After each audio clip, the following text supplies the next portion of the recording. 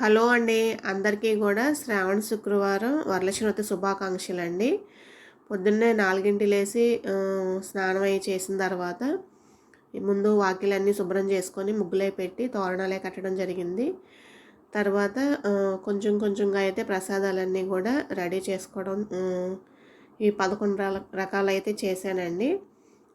ఈ స్టవ్ అనేది 4 పొయ్యిలు కాబట్టి ఒక్కో దాని మీద ఒక్కోటి పెట్టేసి అన్నీ కూడా చేసుకున్నాను. ముందుగా అయితే పరవన్నం, బూర్లు, గారెలు, పక్కన ఉండ్రాళ్ళండి, తర్వాత పులిహోరకి బియ్యం అన్నీ కుక్కర్లో పెట్టుకున్నాను. పక్కన అయితే తాలింపు కూడా వేసుకున్నాను చింతపండు పులిహోరకి. తర్వాత అన్నీ కూడా రెడీ చేసి నైవేద్యాలన్నీ పూజకైతే రెడీ చేద్దామని చెప్పి ఇంకా పసుపు అన్నీ రాసుకొని గుమ్మాల కాట్లకి రాసి అయిన తర్వాత నేను కూడా రాసుకొని పూజకి రెడీ చేయడం జరిగిందండి. ఇవన్నీ కూడా చూడడానికి ఈజీగా అనిపిస్తుంది కానీ చాలా టైం పట్టేస్తుంది. 4 నుంచి మొదలెడితే 10:30 అయిపోయిందండి మొత్తం అన్నీ కూడా అయినప్పటికీ.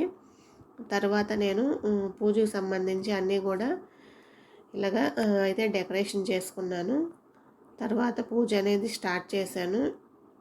ఈరోజు కంపల్సరీగా అందరూ కూడా చక్కగా చేసుకుంటారండి.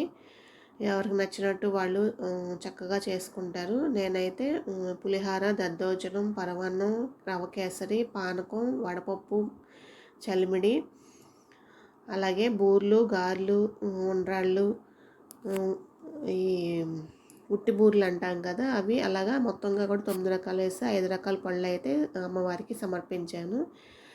తర్వాత అమ్మవారికి చీర అవి కూడా పెట్టడం జరిగింది. ఫస్ట్ తాంబూలం అమ్మవారికే మనం పూజ అయిన తర్వాత ఇవ్వచ్చండి. తర్వాత ఇంటికి వచ్చిన వాళ్ళకి ఈ నల్ల శనగలు అవి నానబెట్టి మనం వాయనం అయితే వేస్తాము. మీరందరూ కూడా చక్కగా చేసుకున్నారని అనుకుంటున్నాను. ఫస్ట్ తాంబూలం అయితే నేను అమ్మవారికి ఇచ్చానండి. తర్వాత ఇంటికి వస్తారు కదా వాళ్ళందరికీ కూడా ఇచ్చాను. మా అపార్ట్మెంట్ కాబట్టి అపార్ట్మెంట్లో కూడా చాలామంది పిలిచారండి.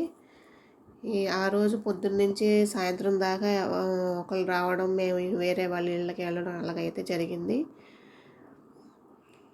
ఇలాగా నా పూజ అయితే జరిగిందండి. మీరు కూడా మీ అందరికీ కూడా ఆ అమ్మవారి ఆశీస్సులు ఉండాలని అనుకుంటున్నాను. తర్వాత అయితే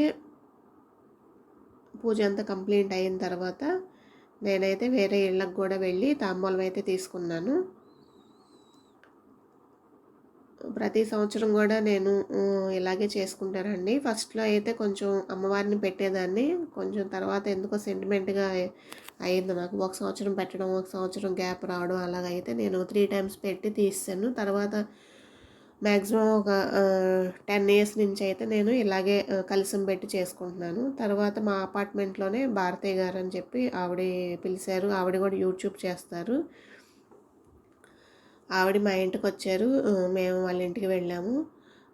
పక్కన ఉన్న శోభా గారండి మా ఇంటి ఎదురు ఉంటారు. మేమందరం కూడా ఇలాగ ఒకరింటికి ఒకరికి అలా పొద్దున్నుంచి సాయంత్రం దాకా వాయనం తీసుకుంటూనే ఉన్నామండి. ఇదంతా అయిపోయిన తర్వాత మా అమ్మాయి కూడా మా వెనకాల వస్తే భారతయ్య గారు మా అమ్మాయికి కూడా ఇచ్చారండి. తను చిన్నది కావడం వల్ల దండం పెడుతుంటే వద్దని, ఈరోజు ఎవరు వచ్చినా లక్ష్మీదేవితో సమానం అని చెప్పి మా అమ్మాయికి కూడా ఇచ్చారు.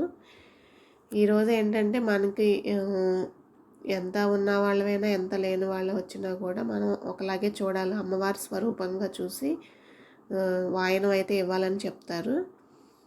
ఇదేనండి ఈరోజు వ్లాగ్ అయితే. వరలక్ష్మి వ్రతం మరొకసారి అందరికీ కూడా వరలక్ష్మి వ్రత శుభాకాంక్షలతో మీ అందరికీ కూడా అమ్మవారి ఆశీస్సులు ఉండాలని కోరుకుంటూ మీ సుజీ తెలుగు వ్లాగ్స్ తరపున మరొకసారి ధన్యవాదాలు. థ్యాంక్ యూ అండి.